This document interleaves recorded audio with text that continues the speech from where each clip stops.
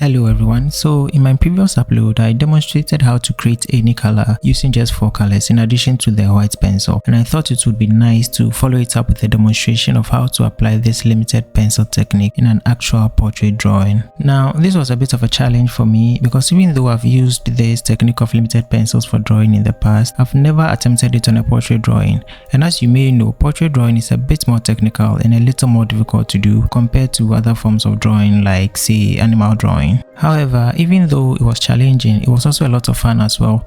In case you missed my previous video, these are the colored pencils I'll be using: red, yellow, blue, preferably dark blue. These 3 are the primary colors. Also brown, and in addition to that, we'll be using the white colored pencil for color adjustment and blending. As always, we have to start with an accurate outline. Check out my video for drawing outlines after watching this video. I'll put a link to it in the description. So like with most of my portrait drawings, I started with the eyes and I drew the very dark parts using the combination of blue and brown, as these will combine to create black. A few layers of brown and blue and you end up with black. One of the reasons I like this limited colored pencil technique is that I can control the amount of each color I use in any color combination.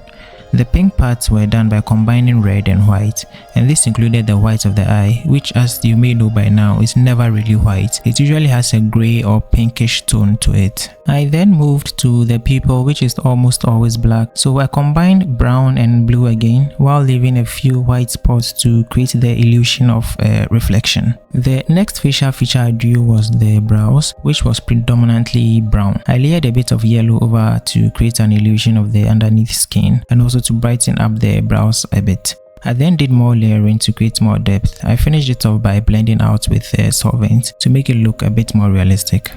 Now onto the skin, which was by far the most challenging part. I started off by drawing the skin around the eyes. Most of the skin had a peach tone with regards to the base layer, and peach is created by combining yellow, red and white. So I started off by layering yellow using very light pressure in order to prevent the skin from looking too yellowish. I then went over with red, again making sure I applied light pressure and only increasing the pressure in areas that appear darker on the reference. Now it's necessary to always pay attention to your reference photo when making realistic drawings to avoid unnecessary mistakes. Here I'm going over the darkest regions with brown just to create a lot of depth and to help define the shape of the eyes more.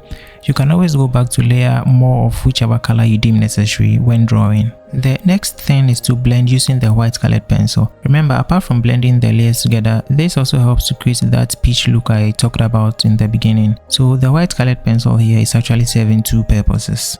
I applied the same exact principles on the other eye. This time around, I decided to cover more of the skin around the cheeks before blending. So I'm using the same principles here, using yellow as the base layer and then going over with red. I used brown over areas that were very dark compared to the rest of the skin. This was then followed by blending with the white colored pencil. Because I used a limited color set for this, the paper choice was very important. I used a moderately rough textured paper. This is because using limited colored pencils means you will have to do a lot of layering at some point in order to get the desired effects, and using a smooth textured paper will not allow you much room for that. Now before I continue, if you'd like to learn portrait drawing in a more conventional sense, check out my guide called Mastering Realistic Portraits with Colored Pencils, which also contains exclusive links to videos on portrait drawings. That way, learning becomes easy and fun at the same time. It's a very systematic and well-organized approach to drawing portraits, and it teaches you everything you need to know from start to finish. In addition, it contains practice exercises from each chapter so that you can learn along. You will learn how to draw any facial feature from start to finish. I'll put a link to it in the description, so be sure to check it out. The lips were red for the most part, but had some pinkish tone in some areas, so I used a lot of red and white while drawing in the lips. Even though I've been drawing for years, I know I'm not the only artist who still doesn't like to draw hands. It just takes so much time and effort to ensure hands, and in particular, the fingers look realistic when drawing them. Again, the principle here was similar to the rest of the skin, except that I had to take a lot of time and take notice of the little creases in the fingers in order to make them appear realistic. The funny thing is, once you get it right, you really feel good about it. And here, I'm just finishing off the hand by adding some touches to it. I used a lot of red and white for the nails and the fingertips. I used a slightly different blending approach for the neck and the rest of the body, which I will get to in a bit. The darkest areas of the neck were the areas directly underneath the chin, which is quite expected as the chin naturally casts a shadow on the neck. That means I applied a lot of brown in this area compared to the rest of the body. Here I'm layering as usual while paying close attention to the reference image. I just love the Strathmore 500 Vellum series. The paper surface is so uniformly textured, drawing on it is actually a lot of fun. Let me know in the comments which paper you prefer to use when drawing with colored pencils. So this is what I was talking about. Now I don't use the solvent when blending skin, and I'm sure you've already seen that countless times even in this video because I kept blending with the white pencil. However, I decided to use the solvent for the neck and the chest areas because these are very large areas, and using the white pencil will not only take time but may create some inconsistencies. I don't like to use solvent to blend the skin because it sometimes gives the skin an unnatural look. However, because I'm using a rough textured paper, blending with the solvent still allowed me to go back with the colored pencil to layer over the blended areas in order to create some texture. The subject's dress was mainly pink, so I used a lot of red and white here as well. Let me know in the comments if you know who the subject of this drawing is. Now let's move to the last part, which is the hair.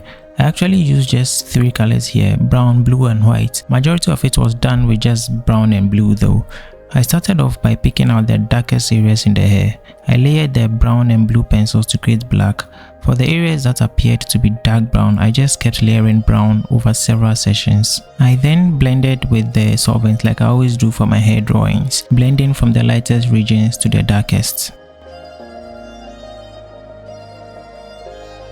I went over the hair again in the same way as I did before blending. I then blended the hair for the second time, and instantly you can tell how much darker the hair is looking. This is why I usually do 2 sessions of blending. It helps to create depth, and then it also makes the drawing look a lot more realistic. The last step in drawing the hair was to go back with the pencils to do a few details, including some flyaway hairs, and also redefine a few other areas. I then finished off with her accessories, that's the earrings and a little tattoo on her hand and around the shoulder.